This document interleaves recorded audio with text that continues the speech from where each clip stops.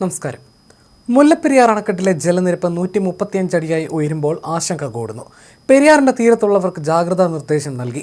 ആലുവ ശിവക്ഷേത്രമടക്കം കഴിഞ്ഞ ദിവസം തന്നെ മുങ്ങിയിരുന്നു. ഈ സാഹചര്യത്തിൽ പെരിയാറിലേക്ക് കൂടുതൽ വെള്ളം എത്തുന്നത് ആശങ്കയാണ്. ഇടുക്കി ഡാമും നിറയുകയാണ്.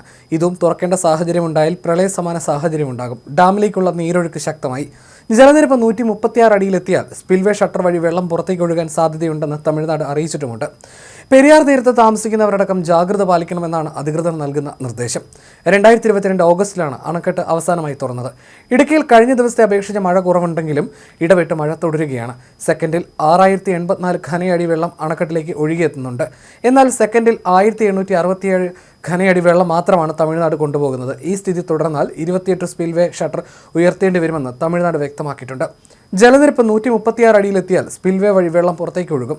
ജലനിരപ്പ് ക്രമാതീതമായി ഉയർന്നാൽ 28-ാം തീയതി ഡാം തുറക്കും എന്നാണ് തമിഴ്നാട് ജലവിഭവ വകുപ്പ് അറിയിക്കുന്നത്.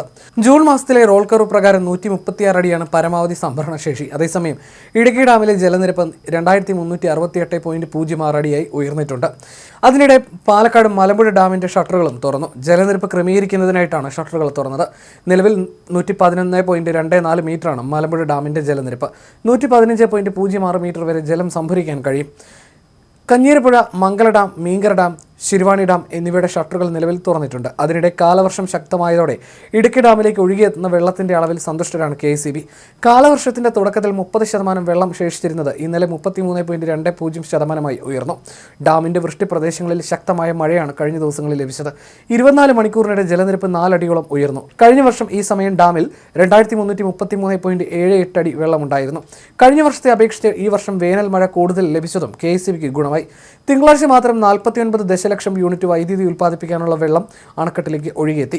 നിലവിൽ 718.128 ദശലക്ഷം യൂണിറ്റ് വൈദ്യുതി ഉൽപ്പാദിപ്പിക്കാൻ ആവശ്യമായ വെള്ളം അണക്കെട്ടിലുണ്ട്. വേനൽക്കാലത്ത് പ്രതിദിന വൈദ്യുതി ഉപഭോഗം 94 ദശലക്ഷം യൂണിറ്റ് വരെ എത്തിയിരുന്നു. വേനൽക്കാലത്ത് മൂലമറ്റം വൈദ്യുതി നിലയത്തിലെ ഉൽപ്പാദനം പരമാവധിയാക്കി മഴക്കാലത്ത് നിലയത്തിലെ ജനറേറ്ററുകൾ അറ്റകുറ്റപ്പണികൾ തീർക്കുന്നതാണ് പതിവ്. മഴ തുടർന്നാൽ അതുകൊണ്ട് തന്നെ വെള്ളം ഒഴുകിയെത്തുന്നത് എല്ലാ ഡാമുകളിലും കൂടും. ഈ സാഹചര്യത്തിൽ എല്ലാ ഡാമും തുറക്കേണ്ടി വരും. ഇത് പ്രളയ സാധ്യത 2025 ഉണ്ടാക്കും. അതേസമയം സംസ്ഥാനത്ത് ഞായറാഴ്ച വരെ അതിശക്ത മഴ തുടരുമെന്നാണ് കാലാവസ്ഥാ വകുപ്പ് മുന്നറിയിപ്പ് നൽകുന്നത്.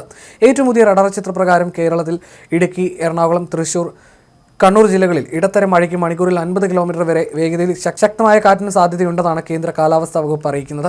മഴ കനക്കുന്ന പശ്ചാത്തലത്തിൽ സംസ്ഥാനത്തെ 7 ജില്ലകളിൽ വിദ്യാഭ്യാസ സ്ഥാപനങ്ങൾക്ക് ഇന്ന് അവധി പ്രഖ്യാപിച്ചിട്ടുണ്ട്. പാലക്കാട്, പത്തനംതിട്ട, വയനാട്, ഇടുക്കി, കോട്ടയം, എറണാകുളം, തൃശൂർ ജില്ലകളിലാണ് ഇന്ന് അവധി പ്രഖ്യാപിച്ചത്. വടക്ക് പടിഞ്ഞാറൻ ബംഗാൾ ഉൾക്കടലിനും ഒഡീഷ, പശ്ചിമ ബംഗാൾ തീരത്തിനും മുകളിലായി ന്യൂനമർദ്ദം രൂപപ്പെട്ടതിനാൽ വരും ദിവസങ്ങളിൽ മഴ ശക്തമാകുമെന്നാണ് പ്രവചനം. വടക്ക് പടിഞ്ഞാറ് ദിശയിൽ വടക്കൻ ഒഡീഷ, ഗംഗാതട, പശ്ചിമ ബംഗാൾ, ജാർഖണ്ഡ്, ഛത്തീസ്ഗഡ് മേഖലയിലേക്ക് ഇത് നീങ്ങാൻ സാധ്യതയുണ്ട്. ജൂൺ 29 വരെയും ഒറ്റപ്പെട്ട ശക്തമായ മഴയ്ക്ക് സാധ്യതയുണ്ടെന്ന് കേന്ദ്ര കാലാവസ്ഥാ വകുപ്പ് അറിയിച്ചു. ഇന്ന് കേരളത്തിന് മുകളിൽ മണിക്കൂറിൽ പരമാവധി 50 മുതൽ 60 കിലോമീറ്റർ വരെ വേഗതയിൽ കാറ്റ് ശക്തമാകാനും സാധ്യതയുണ്ട്.